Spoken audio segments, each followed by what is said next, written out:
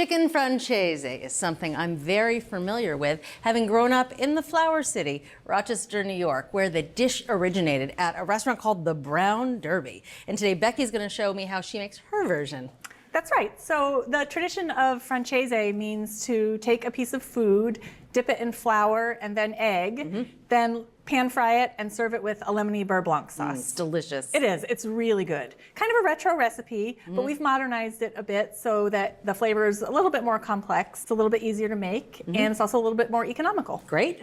So let's start with the chicken. I have 4 6 to 8 ounce breasts, and I've prepped 3 of them already. We'll do the last one. So the first thing we want to do is we want to separate this thicker end of the breast from the thinner end, like this. And I'm going to cut this thicker part in half horizontally. So now we have 3 even-sized pieces, and I'm just going to pound them down a little bit. So I want to pound these 1/4 inch thick. And the key to pounding is you want to, don't use too much effort. Let the pounder do the work. You just want to encourage it. That's right. Persuade it. There we go. Our chicken's ready. I'm going to season it with 2 teaspoons of salt. We want the salt to penetrate all the way through the meat, help hold in moisture, and of course season it. And 1/2 teaspoon of pepper. We'll let this sit for 15 minutes. I'm going to go wash my hands, and then we'll come back and continue. Great. It's been 15 minutes, so let's keep going with our chicken. I have 3/4 cup of flour here. I'm going to work with 4 pieces at a time. And we'll just coat each side in flour. Put them onto a wire rack. And I didn't need to season the flour. That chicken is beautifully seasoned, so it's just plain old flour. Now we'll just keep going until we've got all the pieces coated. All right, I floured all the chickens, so it's time to fry them up. I have 1/3 cup of olive oil heating over medium-high heat in a skillet here, and I'm going to add 1/3 cup of vegetable oil. While that heats up, we'll prepare our eggs. I have 3 large eggs here. I'm going to add 2 tablespoons of water. That's going to dilute the proteins so that they don't coagulate and turn tough when we cook the eggs, so we'll have a nice tender coating.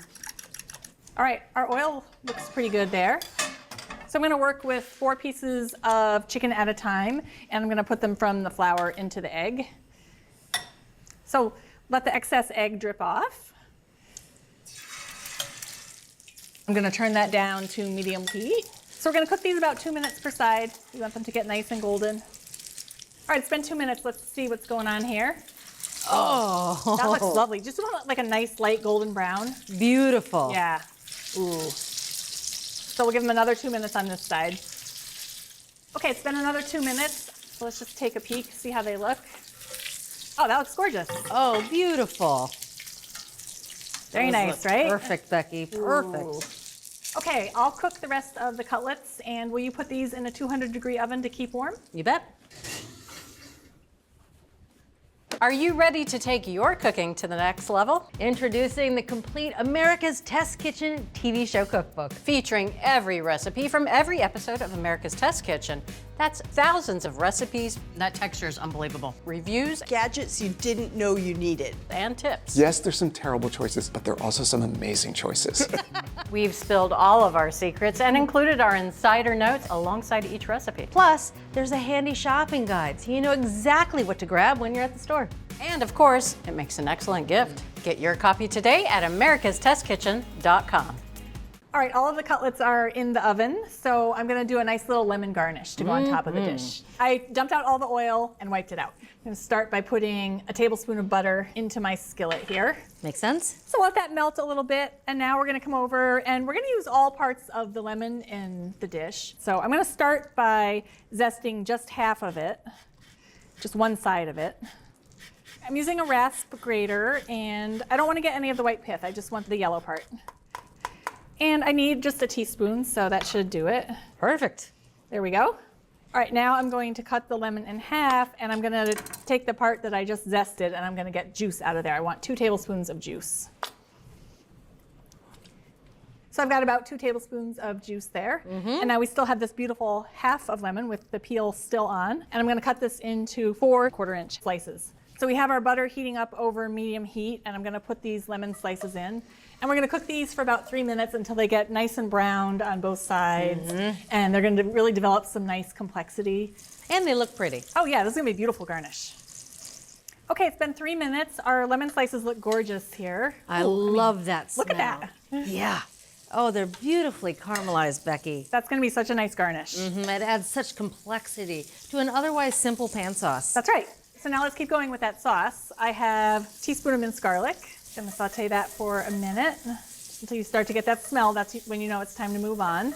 Then I have a 1/3 cup of dry white wine. And we want that to evaporate almost completely. All right, I've got the heat on medium-high, and we're gonna really scrape up all those brown bits because that has so much flavor. Okay, you can see the wine is almost fully evaporated. I'm adding a 1.5 cups of chicken broth. And I want this to reduce down to exactly 2/3 of a cup. I'm actually gonna measure it as we go along here because I wanna hit that 2/3 exactly. That's gonna take 6 to 8 minutes. Okay. All right, so while that simmers away, I'm gonna make a quick thickener for the pan sauce. Okay. Now, traditionally, you know, old school recipes would call for making a beurre meunier. That's where you take flour mashed with butter into kind of a paste. Yep. We're doing something a little bit different. We're taking 3 tablespoons of cubed cold butter, teaspoon of flour. I'm just gonna coat those butter cubes in flour, just tossing them in there. And this, we found, thickens the sauce beautifully, gives it a really nice velvety consistency, and it's easier to do than a traditional beurre meunier. Okay, so we'll let our sauce go for about 6, 8 minutes, and then we'll come back. Okay. All right, our cutlets are out of the oven. The sauce is just about done reducing, I think. So I'm just gonna do a couple last-minute things here. I'm gonna cut our beautiful lemon slices in half. Now we'll just put these aside for a garnish. All right, let's measure the sauce and see how much we have. Remember, we want exactly 2/3 of a cup. And it's fine to measure this, you know, once or twice while you're cooking to make sure you've got it Nice right. job. Pretty good, right? Yeah. The only way to know is to check. So check, done. Now I'm gonna turn the heat down to low, and I'm adding my teaspoon of lemon zest. And I'm waiting to add these at the end because I want to preserve all their beautiful volatile oils. Our 2 tablespoons of lemon juice. And now I'm gonna slowly whisk in our butter cubes. So just a couple at a time. It's gonna take 1.5 or 2 minutes, and we're gonna get a nice velvety consistency. All right, you see how beautifully that thickened up? It has the consistency of heavy cream. Yeah. Perfect. It is a perfect consistency. Yeah, it's lovely. I'm gonna add 2 tablespoons of parsley just to finish it off. All right, I'm gonna kill the heat. Just gonna give this a quick taste. I wanna make sure it's perfect for you. Yeah, I did set the bar a little high, saying I was from Rochester. I know, I'm nervous. I don't need to be nervous. Nope. It's perfect. Here's our lemon slices.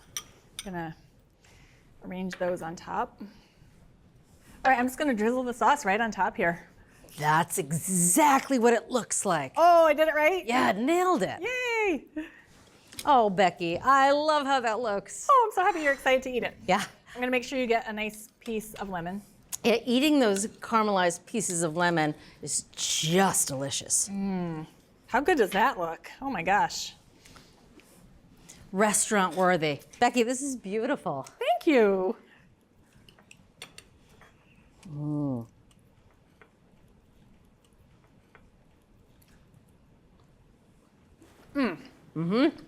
You nailed the coating.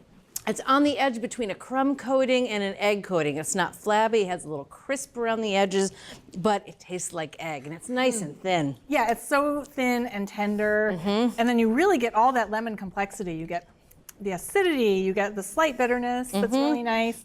The white wine coming through, a little bit of garlic. I haven't seen a lot of recipes that serve it with these caramelized lemons. That is a real trick. You're eating the lemon, right? You want to make sure Absolutely. you eat that. That's not just a garnish, that's for eating. Yeah, it's along the lines of a preserved lemon. You can eat the whole thing. Becky, you nailed it. Oh, thank you. Thank you. You're welcome.